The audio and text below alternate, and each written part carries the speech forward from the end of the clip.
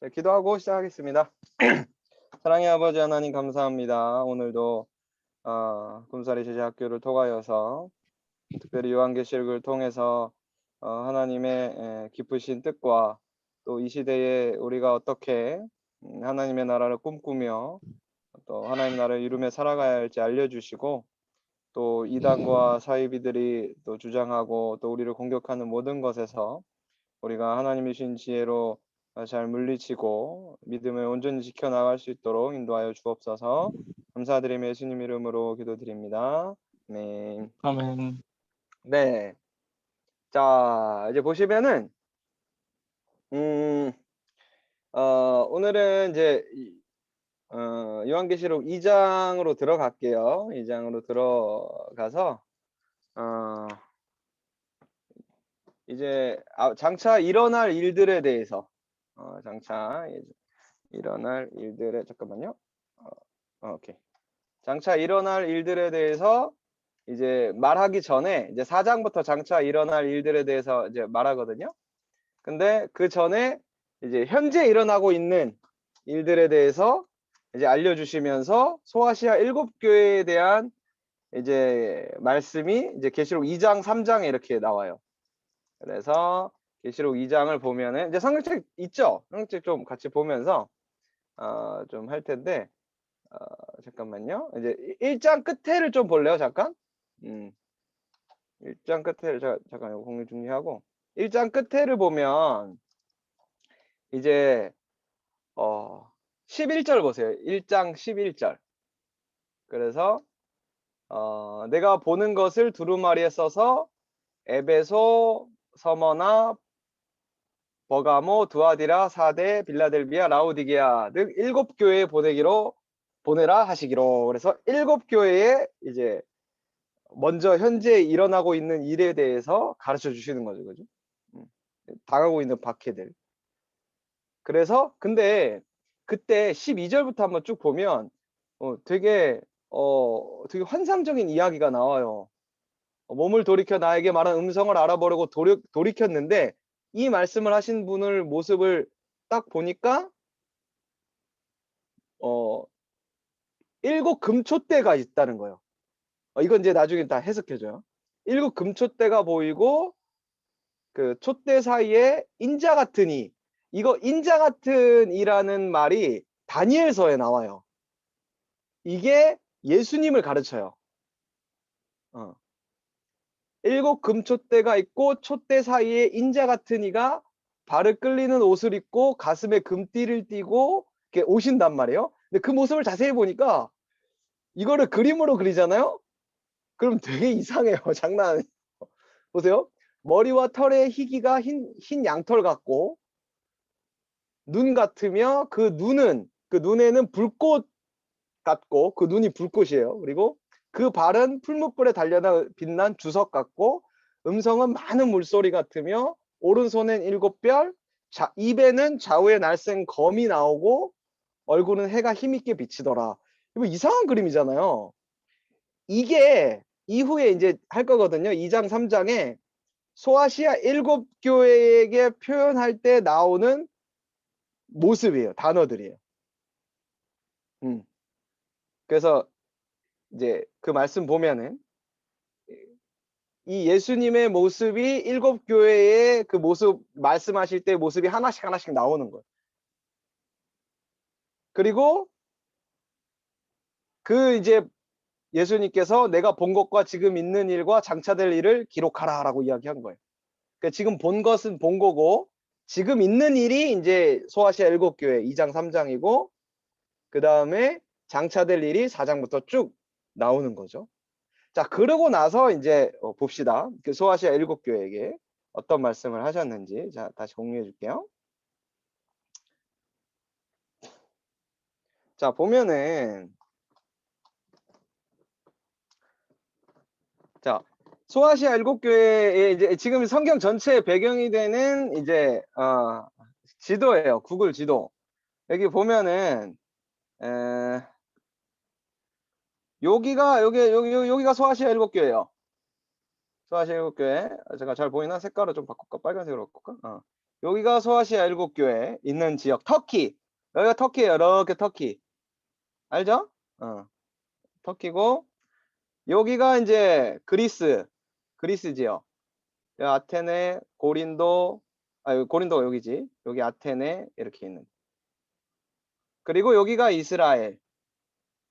그죠? 성경 전체의 배경이 되는 곳이에요. 그리고 여기가 로마. 여기가 시실리 섬이에요. 시실리 섬. 여기가 그렇죠? 시실리 섬이고. 요 몰타 섬. 다 가봤어요. 깨알 자랑. 자, 그러면 자, 소아시아 7지역만 한번 봅시다. 자, 여기 좀 확대하면 이런 거예요. 자, 반모섬이 여기 있어요. 반모섬. 여기 반모섬. 여기서 요한계시록을 쓴 거예요. 그 사도 요한이. 와, 여기서 이렇게 내가 배 타고 이렇게 미들랜드 거쳐 기호선 거쳐서 반모섬 거쳐서 이렇게 갔거든요. 와, 여기서 여기 가는데 3시간 걸렸어요. 3시간 걸릴 거리가 아닌데.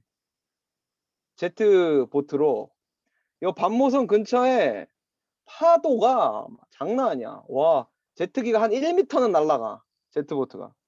진짜 살면서 진짜 이러다 죽겠다고 생각하는 게 그때가 처음이야. 와, 너무 힘들어. 그래서 여기 파도가 심하거든요. 반모섬 근처에. 그래서 여기가 유배지로 사용한 거예요. 탈출 못하게. 예. 반모섬이고 여기 이제 버가모, 두아디라, 사대, 빌라델비아, 라우디기아, 에베소, 서머나 교회 7교회. 여기를 소아시아라 그래요. 여기에게 쓴 편지다. 이렇게 지리적으로는 그렇게 알고 있으면 돼요. 근데 7교회만 이야기한 거는 요한계시록 할 때 얘기했지만 7이라는 숫자는 완전수예요. 그러니까 인자 같으니 예수님께서 모든 교회들에게 하신 이야기예요. 7이라는 하나님의 모든 교회에게 한 말이에요. 이 말씀 자체는. 그래서 이 7교회들에게 하는 이야기가 오늘 할 이제 요한계시록 2장 3장의 내용이에요. 시간 관계상 아마 7교회 중에 4개 교회 하고 다음 주에 또 2개 교회 하고 조금 더 나가고 이렇게 해야 될 것 같은데 한번 봅시다. 자, 여기가 처음에 어떤 교회예요? 그 유명한 에베소.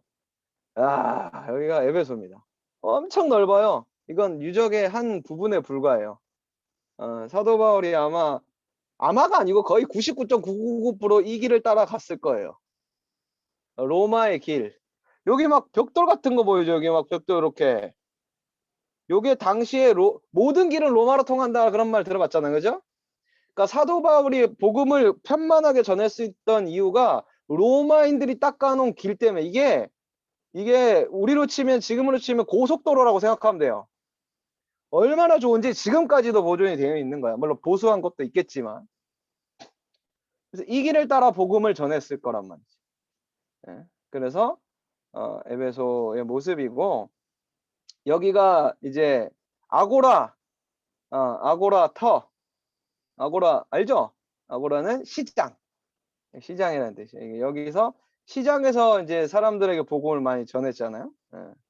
그런 시장 터고 여기가 그 유명한 셀수스 도서관, 에베소의 셀수스 도서관. 유명해요. 유명하대요. 자, 이런 거를 보면은 에베소가 얼마나 그러니까 뭐 당대에도 있잖아요. 진짜 엄청나게 큰 도시였어요.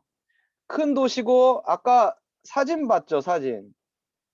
에베소 항구 도시란 말이에요. 항구와 가까워요. 여기 항구죠, 여기. 에베소. 여기 있단 말이에요. 자, 그러면 항구 도시는 어때요?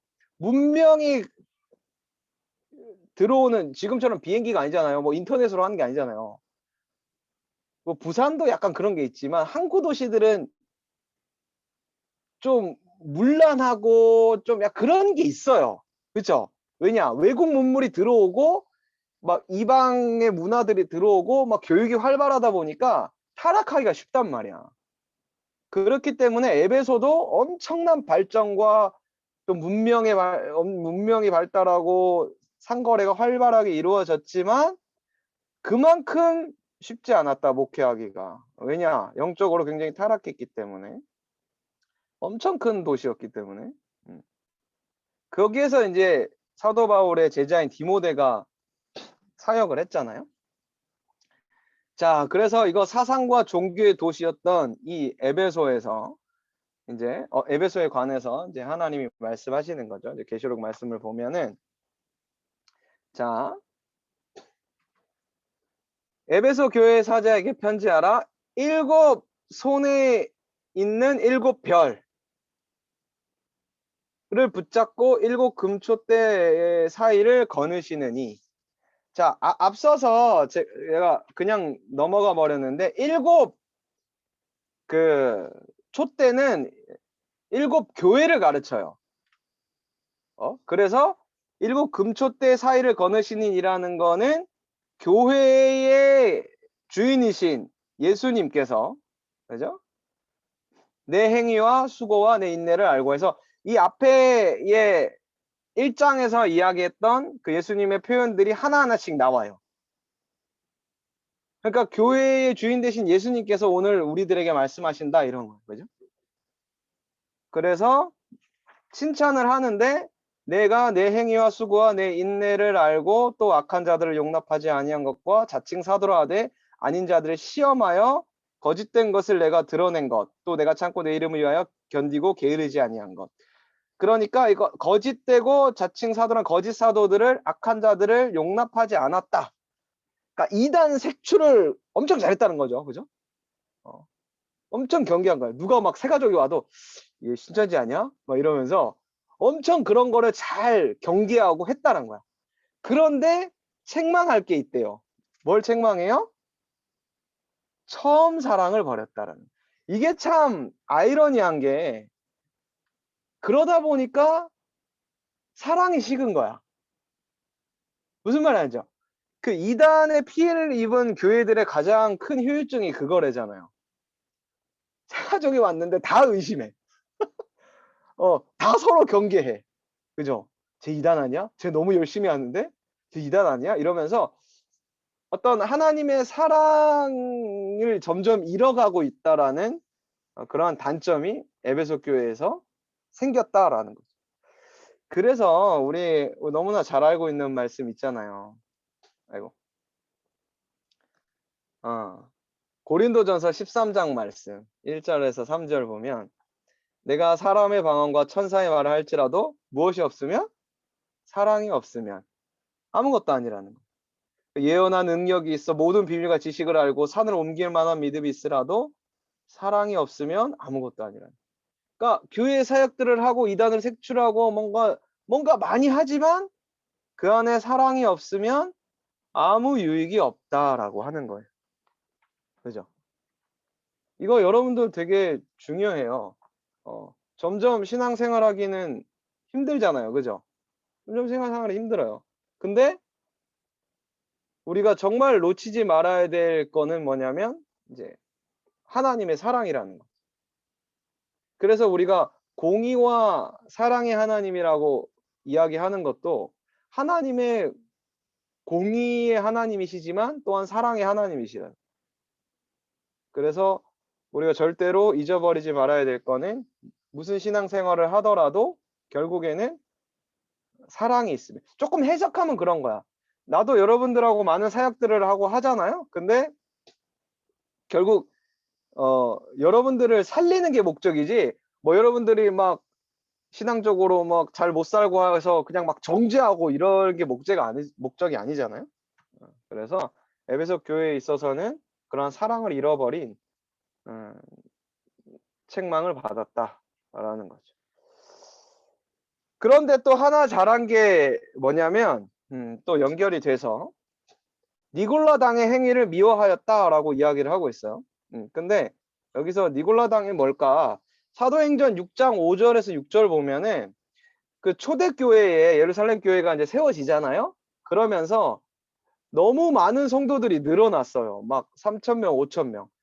그러면서 사도들이 이 말씀을 전하고 기도하는 일에 소홀해지고 이 사람들을 구제하는 일과 이런 일들이 너무 많다 보니까 사도들이 사역을 할 수 없는 거야. 그래서 지금 우리 교단에서 이야기하는 안수 집사가 이 집사의 의미예요. 그래서 뭐라 그래요, 여기서? 사도들 앞에 세우고 그들에게 뭐라고요? 안수하니라. 그죠? 그러니까 이게 집사를 세운 거다, 일곱 집사. 그래서 안수 집사인 거야. 이거 사도행전 6장에 세운 사람은 그래서 교회의 안수 집사님들은 목회자를 잘 도와서 교회의 그런 치리들과 행정들을 일을 전담하기 위해서 세운 거예요. 목적 자체, 성경적으로. 그랬을 때 일곱 집사를 세웠는데 우리가 너무나 잘 알고 있는 스데반, 최초의 순교자, 그죠? 순교했던 집사 스데반과 여러 집사들이 있는데 마지막에 누구예요? 유대교에 입교했던 어떤 사람? 안디옥 사람 니골라를 택했다. 자, 이 니골라가 이 방금 전에 말했던 여기 니골라 당이에요.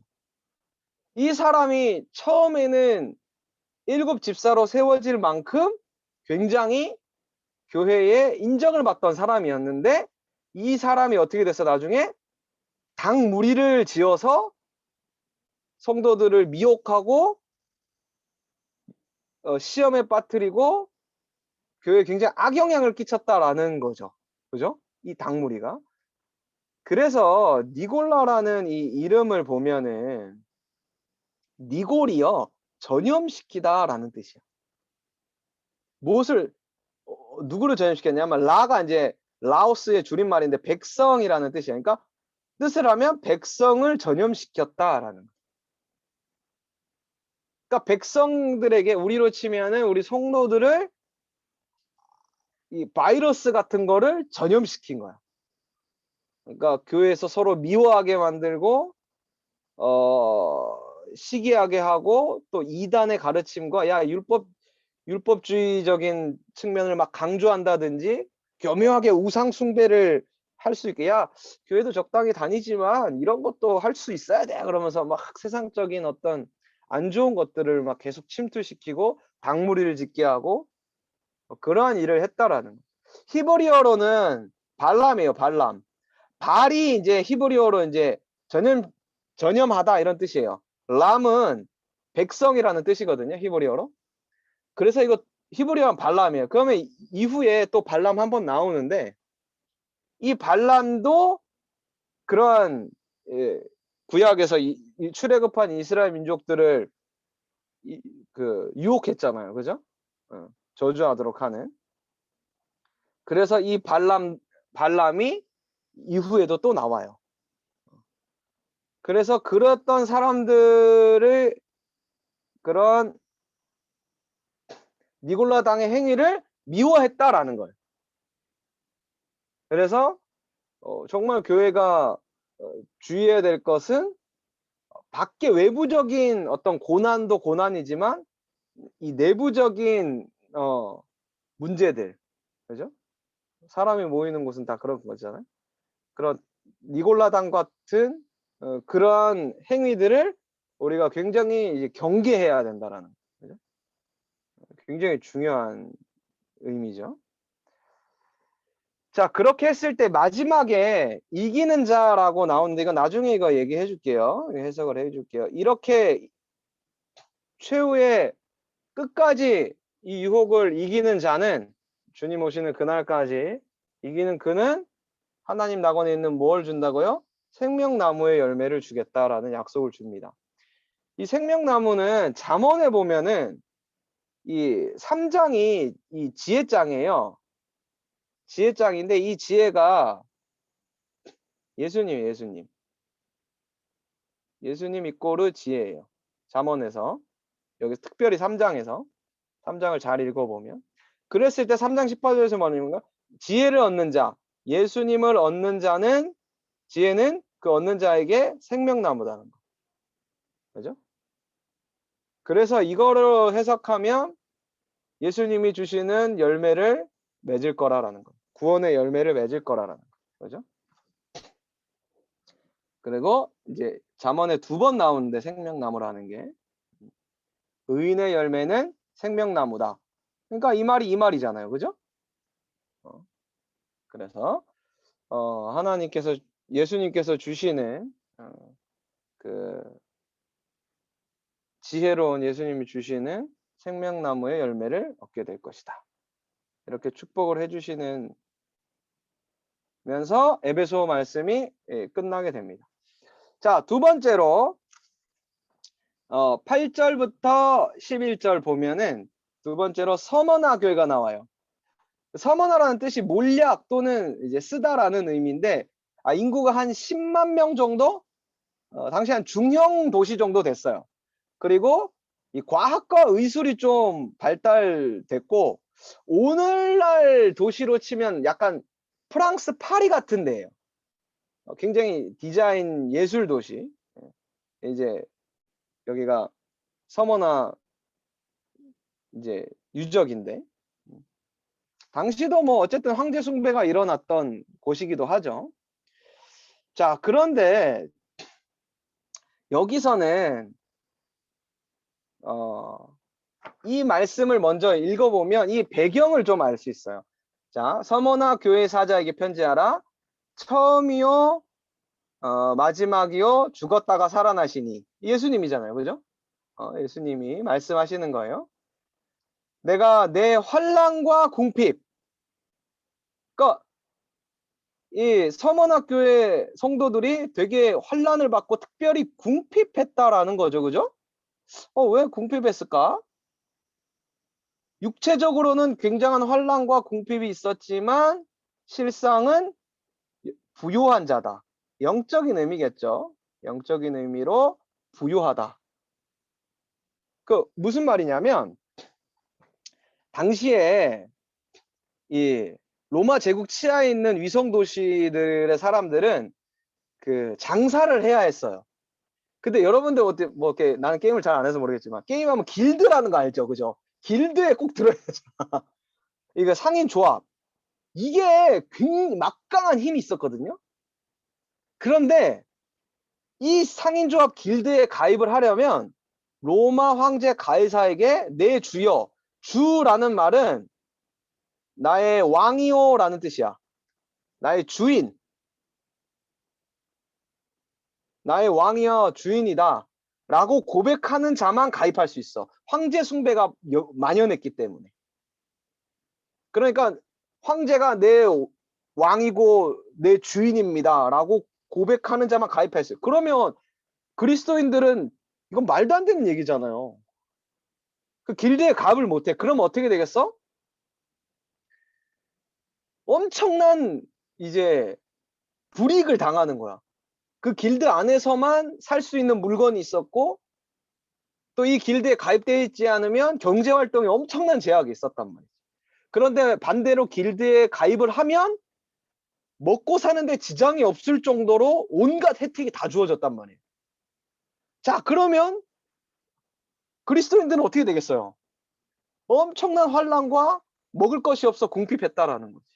그러니까 예를 들어서 고기 한 근을 뭐 10,000원이면 사는 거를 길드에 가입하면 5,000원에 살 수 있어.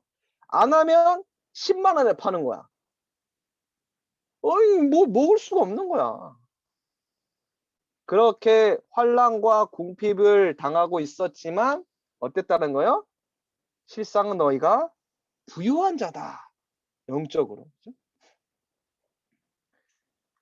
그런 면에 있어서는 이제 서머나교회가 굉장한 박해 가운데 있었지만 어떤 종말론적인 관점에서 그러니까 우리가 인생 전체를 바라봤을 때 우리가 천국에서 이어질 영원히 이어질 부요를 생각한다면 실상은 너희들이 환난과 궁핍한 자가 아니다라는 거. 오히려 더 부유한 자다라고 이야기하고 계시는 거죠.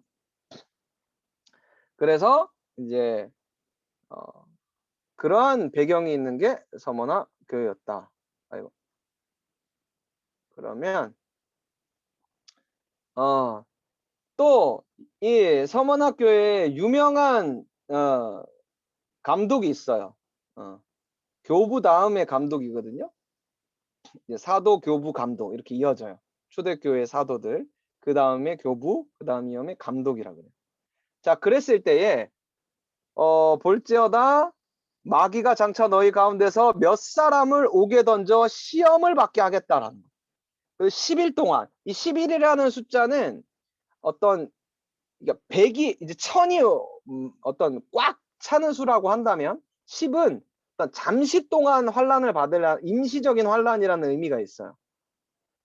자, 그래서 왜 이 말씀을 하셨냐면 이 서머나 교회의 감독이 바로 여러분들이 혹시 이름은 들어봤을지 모르겠는데 폴리캅이라는 감독이에요. 자, 이게 폴리캅 여기가 서머나 폴리캅 교회예요. 폴리캅 교회. 뭐 그렇게 뭐 엄청 화려하진 않죠. 여기 내부로 들어가면 이래 비잔틴 시대의 교회이기 때문에 이렇게 되게 화려하죠. 화려하게 되어져 있는데 이 안에 보면은 폴리캅이 순교했던 이제 성화가 있어요. 이렇게 보면은 이제 폴리캅 있잖아요. 여기 이제 지금 이제 또 성도들 잡혀 들어온 성도들이 있고, 그죠? 여기 로마인들이 지금 막 불 떼고 있잖아요. 불. 이 불. 폴리캅이 나중에 화형을 당했어요. 예. 야, 여러분, 인간이 당할 수 있는 가장 큰 고통이 이 불타 죽는 거래잖아요. 그죠? 결국 화형을 당했거든요. 근데 이 화형을 당할 그 배경을 한번 보면 참 기가 막힙니다. 진짜. 뭐라고 그랬냐면 설교 때 목사님들이 많이 인용하는 그 감독인데 이제 도망 다니다가 결국에는 붙잡혔어요. 86세에. 그랬을 때 이 폴리캅이 굉장히 사회적으로는 영향력이 있었거든요. 그 테레사 수녀와 같은 존재, 간디와 같은 존재, 뭐 우리로 치면은 주기철 목사님이나 뭐 되게 사회적으로도 굉장히 덕망이 있는, 믿지 않는 사람이든 믿는 사람이든 함부로 하기가 어렵단 말이에요. 영향력이 있기 때문에. 그죠? 그래서 뭐라고 그러냐면 딱 한 번만 이거 정말 여러분 사단이 엄청 그렇게 하잖아요. 야, 딱 한 번만 가이사 황제를 주라고 고백해라. 야, 신사참배 한 번 해 그냥. 그렇게 유혹한 것처럼 우리 일제치하에 고백하면 그 다음부터는 고백하지 않아도 좋다 이거. 딱 한 번만 가이사를 나의 왕이라고 나의 주인이라고 부르면 뭐라고요? 살려주겠다 이거야. 야, 이거 누가 거절할 수 있겠어.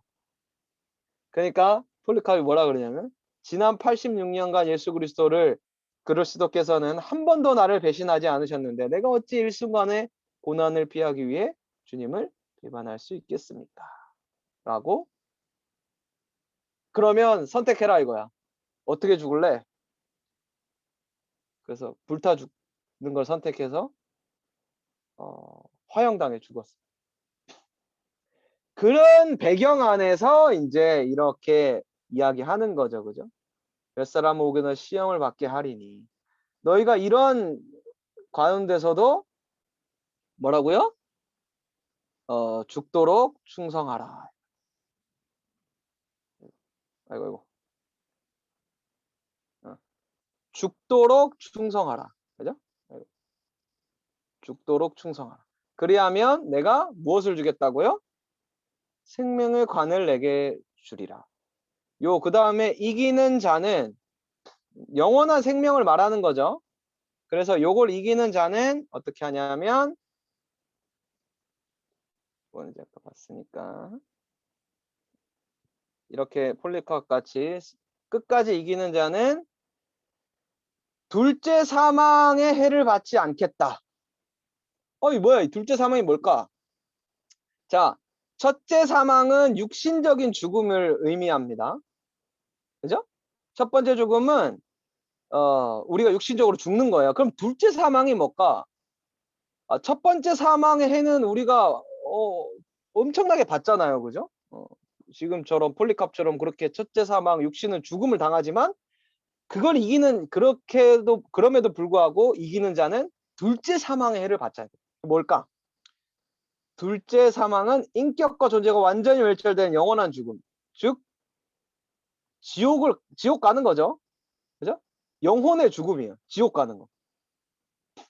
요게 계시록 20장 11절 14절에서 이야기를 해요.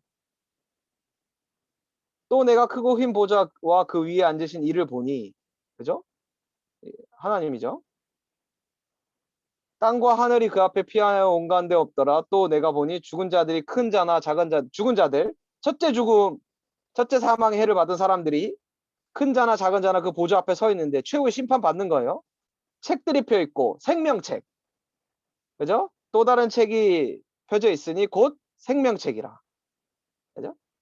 죽은 자들이 자기 행위를 따라 책들에 기록된 대로 심판을 받으니 바다가 그 가운데 죽은 자들을 내어주고 또 사망과 음부도 그 가운데 죽은 자들을 내어주며 각 사람이 자기의 행위대로 심판을 받고 사망과 음부도 본물에 던져지니, 지옥이죠. 이것이 뭐라고요?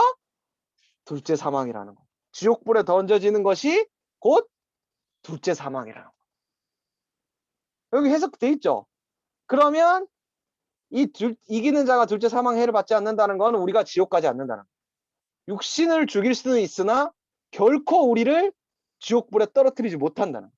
반대로 폴리캅이 죽기 전에 그 이야기를 했지만, 나는 지금 이렇게 육신이 불타서 순간적으로 그냥 한두 시간만 고통 가운데서 죽으면 되지만, 너희들이 지옥불에 가서 영원히 지옥불에서 탈 너희들을 생각하니까 어떡할라 그러냐, 이렇게 이야기를 했다 그래요. 폴리캅.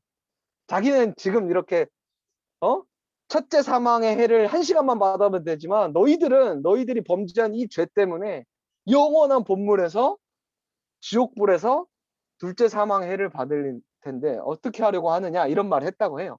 그러면서 화형을 당했다 그래요. 그러한 의미로 봤을 때는 참, 그죠? 이 우리의 육신의 고통이 극에 달했을 때는 사실은 우리가 이길 수 있는 힘은 단 하나밖에 없을 것 같아요. 그거 누가 이겨요, 그죠? 나 같아도 그냥 한마디 하고 살아남겠다. 그죠? 그럼에도 불구하고 우리가 둘째 사망의 해를 받지 않는다라는 것을 떠올리지 않으면 결코 우리가 그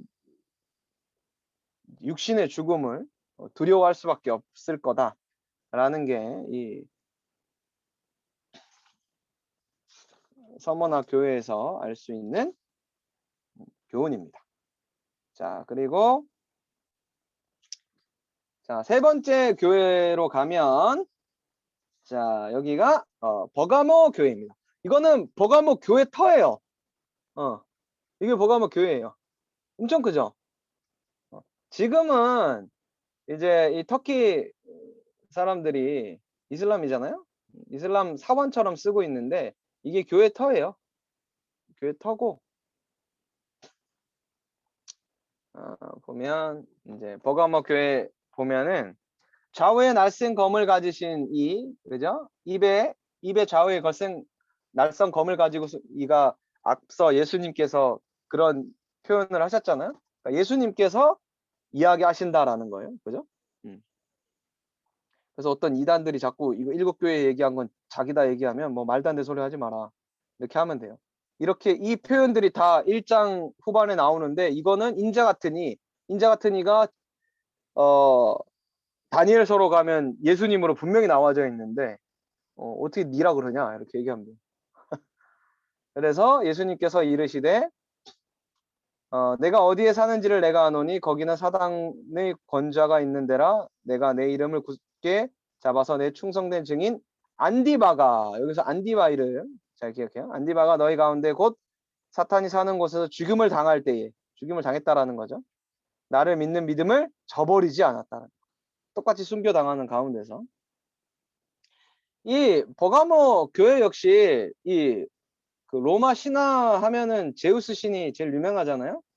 그 제우스를 비롯해 가지고 뭐 여러 가지 신들이 버가모에 모셔져 있었어요. 그러니까 황제 숭배의 발상지가 서머나라면 버가모는 그것을 본격적으로 꽃피운 도시가 바로 이 버가모예요. 여기서 그러니까 우상이 엄청 많았겠죠. 그래서 아울러서 이제 로마의 중요한 행정 도시였기 때문에 상당한 이 자치권과 특별히 이 독자적인 재판과 판결 집행권을 가지고 있었어요. 그 유대인들이 예수님 당시에 유대인들이 그 예수님 십자가에 못 박으려고 했는데 아니 그럼 지네들이 못 박으면 죽이면 되지 왜 그 로마 총독에 가서 못 박아 달라고 했을까? 얘네들한테 사형을 처할 수 있는 행정적 권한이 없어요. 무슨 말인지 알죠? 그러니까 누군가를 사형에 처할 수 있는 권한이 그들에게는 없단 말이에요. 로마인들에게 있지. 근데 그런 독자적인 재판과 판결권이 이 버가모 도시에는 있었단 말이에요. 그래서 이제 버가모 가면은 그 관광 상품 중에 이제 주머니에 칼을 판매하는 것을 이제 알 수 있는데 그만큼 자신들이 자부심이 있었다라는 거죠. 그래서 그런 의미에서 이렇게 표현하신 거죠. 좌우에 낯선 검을 가지시니. 그러니까 너희들이 생명을 좌지우지할 수 있고 막 재판할 수 있는 힘이 있다고 생각하는데 결국 인류를 심판하고 재판하고 판단할 거는 예수님이다. 최후의 심판자는 예수님이다라는 의미가 있는 거죠. 그런 의미에서 이제 안디바가 나오는데 이 안디바는 사도 바울이 버가모에 세운 후임자예요. 후임자. 그 후임자를 이제 죽인 거죠. 근데 이 안디바라는 이름 뜻이 헬라어로 안티파스인데 이 안티는 반대하다, 파스는 동의하다라는 뜻이에요.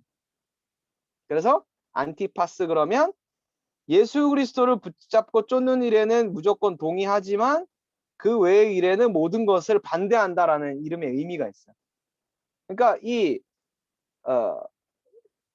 버가모 교회의 후임자였던 안디바, 후임 목회자였던 안디바가 예수님을 쫓는 일에는 최선을 다하고 동의하고 했지만 그 모든 것은 다 거부하면서 끝까지 믿음을 지켰다. 그 교회 역시 그런 의미를 좀 알 수 있죠. 아이고. 그래서 그럼에도 불구하고 책망할 것이 두어 가지 있는데 동일하게 아까 나왔었죠.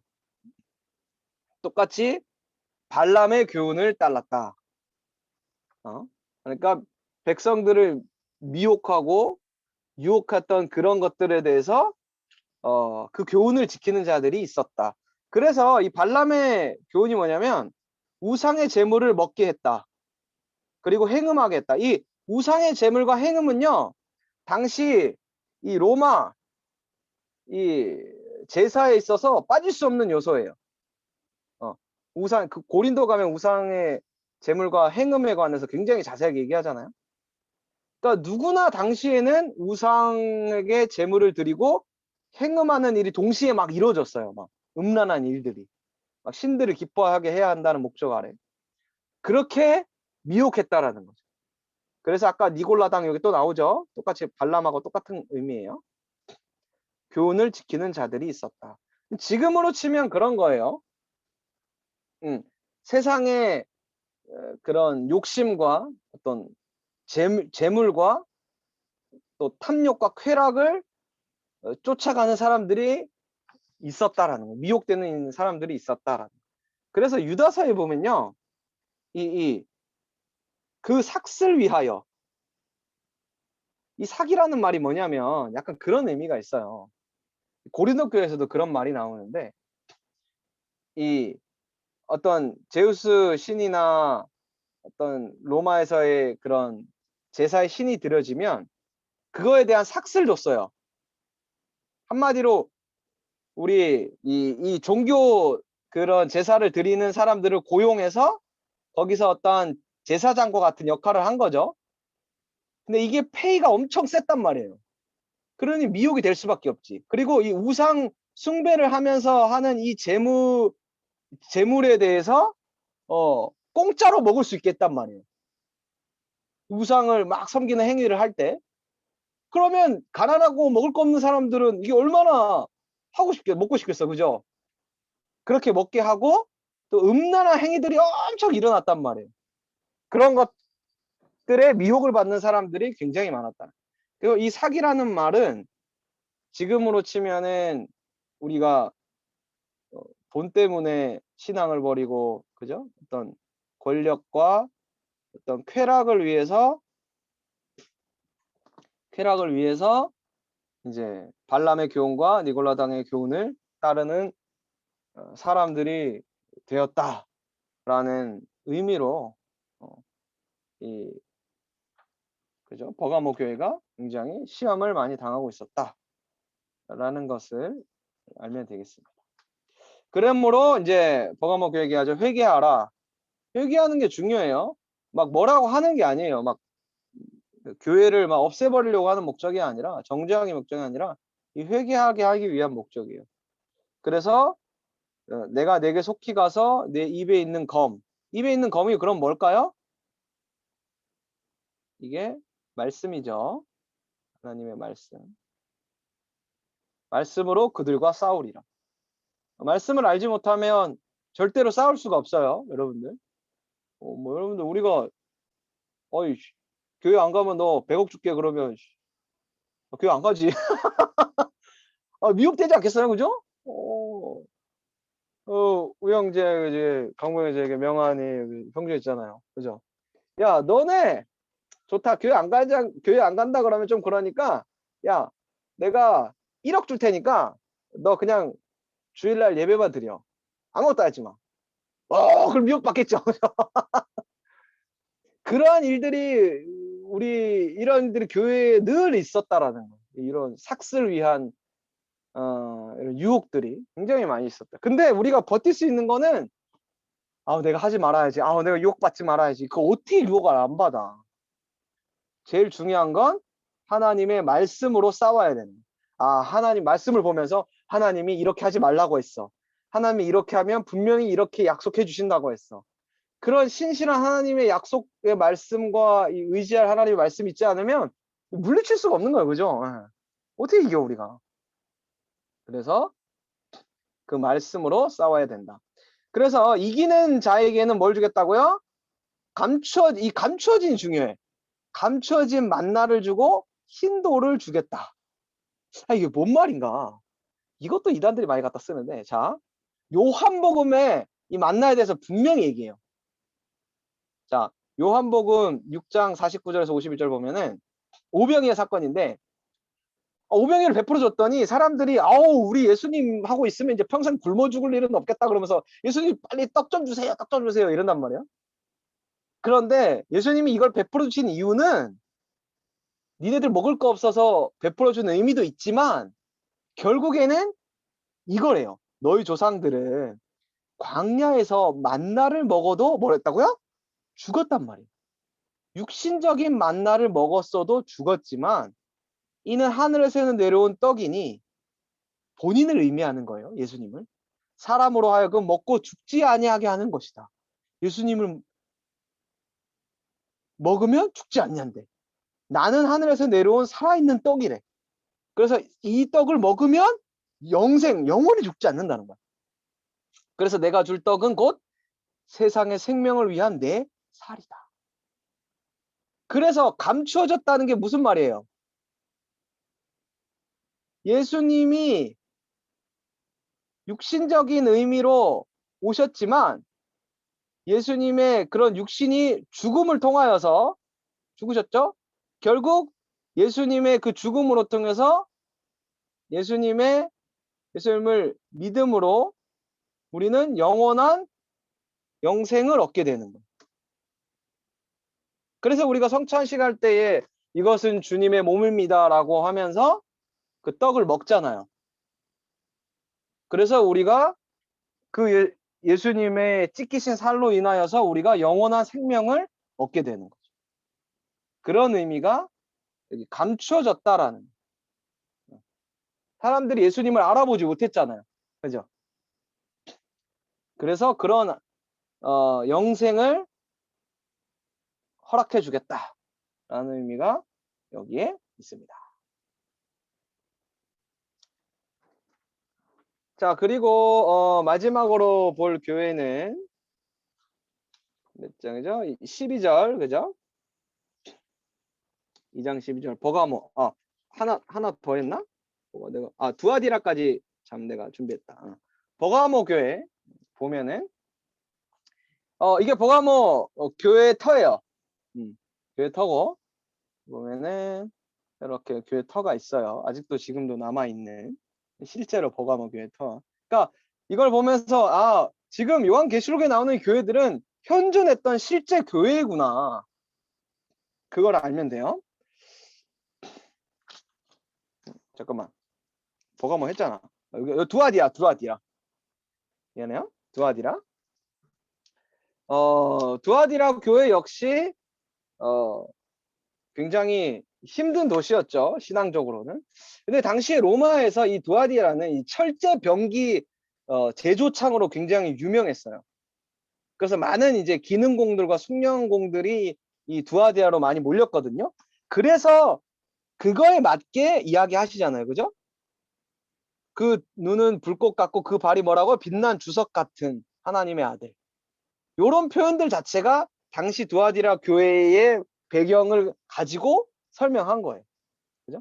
그러니까 예수님께서는 우리들 성도들의 삶의 그 모든 부분 환경에 있어서 다 통치하시고 다스리고 계시고 주인 되어 주신다는 것을 다 알 수 있는 거예요.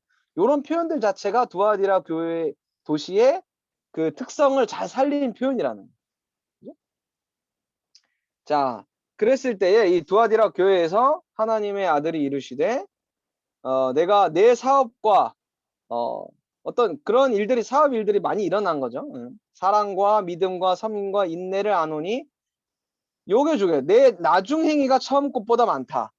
그러니까 에베소하고 반대잖아요. 그죠? 에베소는 처음 사랑을 잃어버렸다라고 했는데, 그죠? 처음 사랑을 잃어버렸다고 했는데, 오히려 두아디라 교회는 처음 것보다 나중의 행위가 더 믿음이 성장했다라는. 이게 굉장히 또 주목해 볼 만한 모습이죠. 그런데 책망할 것이 있는데 똑같이 이세벨을 내가 특히 여기 여자라고 표현했는데 여자 이세벨을 내가 용납했다. 그래서 그가 어떻게 했냐면 내 종들을 가르쳐 꿰어 행음하게 하고 우상 제물을 먹였다. 여기 또 나오죠. 행음, 우상 제물. 전형적인 타락의 상징이었죠. 자, 이게 해석하면 이 여자라고 나와 있잖아요. 이 여자는 예수님이 예전에 마리아한테 여자여라는 표현이 있어요. 그거는 예수님이 좀 너무 그래도 자기 엄마인데 마리아한테 어떻게 여자야 그렇게 할 수 있을까? 근데 이 여자야라는 표현 자체는 굉장히 존칭하는 거예요. 우리로 굳이 해석하자면 우리 여사님 이런 표현이에요. 높여 부르는 말입니다. 그럼 높은 어떤 직급이나 어떤 존칭을 표현할 때 여자여라는 그 단어 자체는 그 여자 이세벨이라고 하는 거는 해석해 보면 두아디라 교회 내에서 영향력을 끼치고 있는 지도자급의 어떤 목회자나 어떤 장로나 어떤 굉장히 영향력 있는 사람의 부인일 가능성이 굉장히 크다라는 그런 사람이 어떻게 했다라고요? 굉장히 사람들을 성도들을 꿰어서 이상하게 가르치고 행음하게 하고 우상제물을 먹게 하고 악영향을 끼쳤다라는 그죠? 교회 리더급의 사람들이 있지. 그래서 우리나라 교회 우리 한국 교회도 그 여러분들 알라나 모르겠는데 그 주방에서 모든 교회의 권력과 소문은 다 그 주방에서 나온다 그러잖아요. 혹시 알아요? 난 아버지가 목회해서 잘 아는데 이런 말 해도 되는지 모르겠네. 그 모든 권력은 그 우리 이 권사님들의 입에서 나와. 모든 소문은 그쵸? 우리 권사님들 집안 식당에서 모든 교회 소문들은 다 나오게 돼 있어. 그런 얘기가 있어요. 그래서 두아디라 교회 약간 그런 게 있었다라는 거예요. 그죠? 그걸 용납했다라고 하는데 이 용납했다라는 단어를 좀 어떻게 좀 잘 이해할 수 있을까라고 하면 여러분 혹시 농담으로 그런 거 많이 하잖아. 안 돼요. 그러면 안 돼요. 안 돼요. 돼요. 막 이러잖아요. 어. 이런 거 안 되는데. 예를 들어서 어떤 이세벨과 같은 우리 집사님, 권사님 또 아니면 누구 장로님, 누구 어떤 사모님, 이렇게 하시면 안 되지. 되게 좋아하시는 분들만 이렇게 하고 이런 식으로 네 이번 봐줄게요. 이렇게 용납했다라는 거 알겠죠? 사실 우리 교회 공동체 안에 이건 아닌데라는 게 있지만 그걸 하나둘 용납하다 보면 결국 썩은 사과 하나가 모든 사과를 다 썩게 한다고 그런 일들이 드와디라 교회에 있었다라는 많은 사업과 사랑과 믿음과 섬김과 인내를 했다는 거야. 엄청 많은 봉사 구제 활동, 교회 사역, 뭐 사랑도 서로 베풀고 정말 잘해. 일은 너무 잘해. 근데 요거를 용납했다. 그래서 책망을 받았던 교회가 바로 드와디라 교회입니다. 그래서 결국 이 모든 것을 다 이기고 끝까지 내 일을 지키는 그에게는 무엇을 줘야 된다고 약속했냐면 만국을 다스리는 권세를 주겠다. 그죠? 그래서 예수님이 이건 약속하셨죠. 그죠? 우리가 죽고 나서 천국에 가서 예수님이 하나님 보좌 우편에 앉으시고 우리도 동일하게 만국을 다스릴 것이다라고 이야기를 하셨어요. 그 권세를 똑같이 주겠다라는 거예요. 그리고 그가 철장을 가지고 그들을 다스려 질그릇을 깨트리는 것과 그러니까 이러한 사업들이 이제 많이 일어나던 포항제철과 같은 포항과 같은 도시였으니까 이런 표현들을 하시는 거죠. 질그릇을 깨트리는 것과 같이 하리라. 그리고 나도 내 아버지께 받은 것이 그러하니라. 그래서 내가 또 그들에게 새벽별을 주리라. 이 새벽별이 뭘까?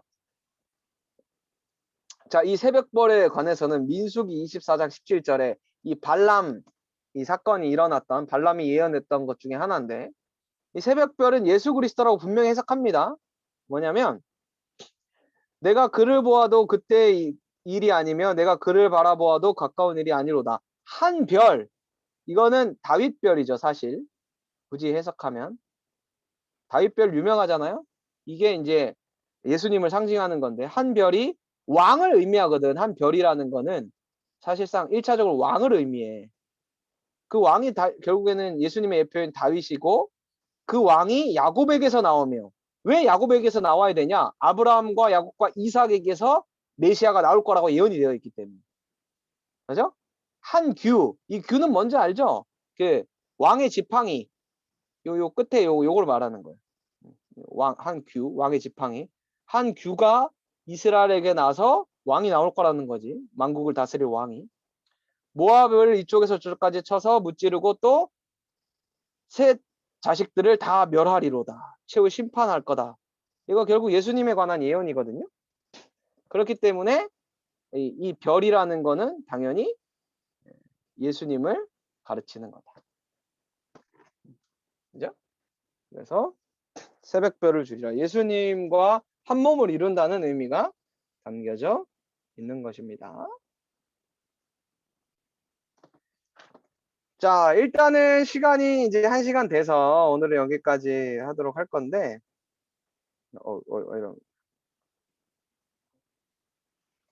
네.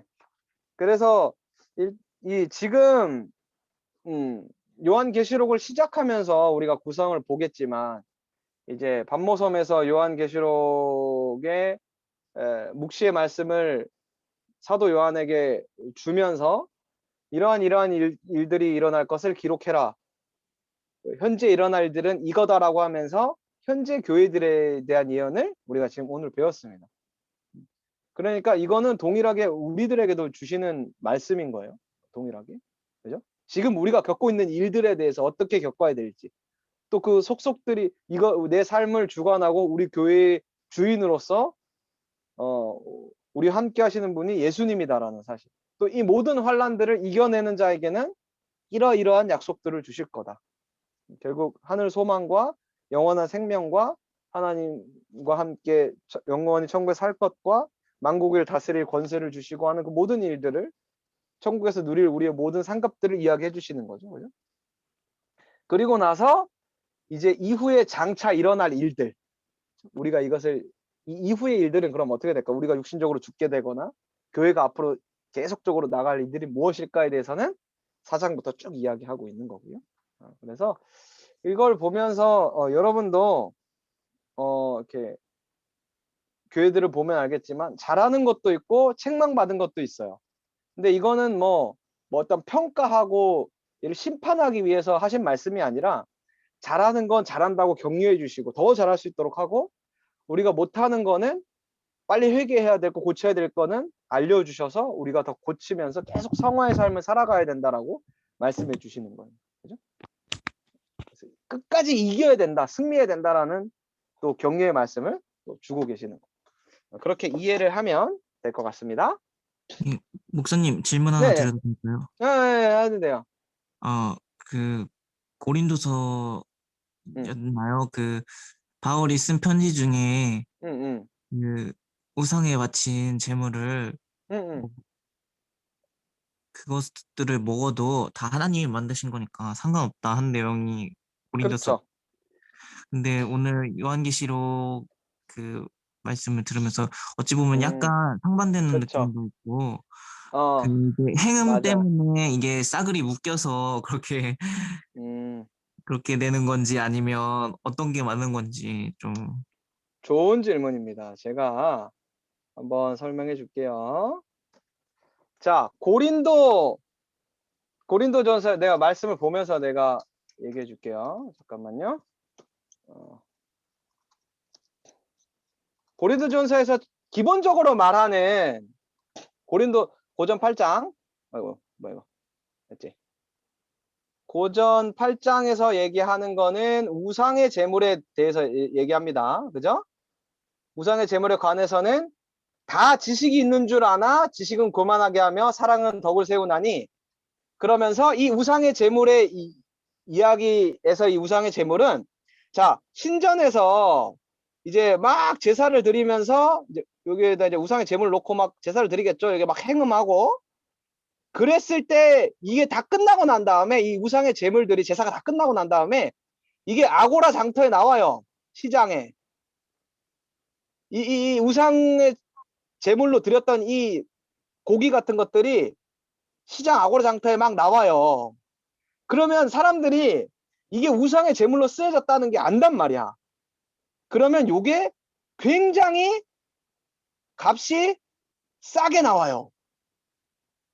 근데 당시 고린도 교회에서 가난한 사람들, 이 사람들은 자 우상의 제물로 쓰였던 음식이 이렇게 싸게 이제 요거 야 요거 10,000원. 근데 그 옆에 야 요거는 그냥 오늘 바로 잡은 고기 요거 5만 원, 5만 원 심했다. 2만 원. 자, 뭐 먹을래요? 가난한 사람 있어. 가난한 성도야. 뭐 먹을래? 이거 먹어야지, 싼 거. 그런데 사람들이 뭐라 그러냐면, 야, 저거 우상 제물로 한 건데, 이거 야, 이거 사 먹어도 돼? 야, 사 먹으면 안 돼. 우상을 제물로 드렸던 거잖아. 야, 사 먹어도 돼. 야, 돈 없는데 그럼 어떡해? 야, 이거 그래, 야, 우리 사도 바울한테 물어보자. 사도 바울, 이거 사 먹어도 돼요, 말아요? 편지했단 말이야. 야, 그 우상의 제물에 관해서는 너희들이 뭐 이건 된다 안 된다 엄청 많이 뭐 너희들이 뭐 대단히 아는 것처럼 막 신학적으로 이야기하는데 야, 지식은 교만하게 하고 사랑은 덕을 세워. 야, 성도가 지금 가난해서 먹을 싼 거 먹을 수밖에 없는데 이거 먹을 돈밖에 없는데 저 품어주고 사랑해줘야지. 자, 이거 먹어도 돼.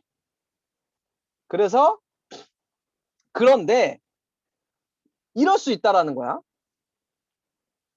누가 믿음이 그래서 믿음 이거는 기준이 믿음이 작은 자, 믿음이 강한 자. 믿음이 약한 자는 누구냐면 야, 저거 먹으면 제사 드린 음식 저거 먹어도 돼? 나 막 시험이 들 것 같아. 그런 사람은 믿음이 적은 자. 믿음이 강한 자는 뭐냐면 야, 그거 먹어도 돼. 그거 다 음식이 다 하나님 건데 그거 먹어도 뭐 아무렇지도 않아. 나는 신앙적 꺼리낌이 아무것도 없어. 믿음이 강한 자. 그런데 믿음이 강한 자가 믿음이 약한 자를 위해서 그러면 고기를 먹지 마라. 그러면서 13 고린도 전서 8장 13절 마지막에 내 형제를 실족하게 하면 내가 영원히 고기를 먹지 않겠다. 나는 믿음이 좋은 사람이기 때문에 먹어도 되지만 이 믿음이 연약한 사람들에서 내가 먹지 않겠다라고 이야기를 한 거예요. 그러니까 이거는 먹어도 돼요. 상관없어요. 그러니까 우리 친척 중에서도 이제는 제사 안 드리시는데 제사 음식 막 명태 가져오셔서 엄마가 막 주는 거야. 처음에 내가 이거 뭐 돼요? 그랬더니 먹어도 돼 그러는 거야. 좀 꺼림직하더라고. 근데 내가 성경을 알고 보니까 그 제사 드린 음식 거 먹어도 돼. 그거 뭐 그냥 다 과일이지. 다 하나님 주신 거 뭐 상관없어. 근데 믿음이 자기가 그걸 먹으면서 나는 좀 신앙적으로 자꾸 꺼리낌이 들어요. 그럼 먹지 마. 안 먹으면 돼. 이런 거예요. 그런데 그런데 말이죠. 고린도 자, 이건 지우고. 고린도전서 5장에 이 행음과 이거 그거 행음과 행음에 대해서 또 이야기하면서 또 우상의 제물을 먹지 말라라는 말이 또 나와요. 그 우상의 제물을 먹지 말라는 의미. 그리고 지금 계시록에서 말하는 우상의 제물은요. 이거 정확하게 해야 되네. 이 제사를 드려지면서 당시 막 행음하면서 제사를 드렸을 때 아까도 말했죠. 제사를 드리면서 이거 음식을 막 먹는단 말이야. 요거 먹지 말라라는 거야. 알겠죠?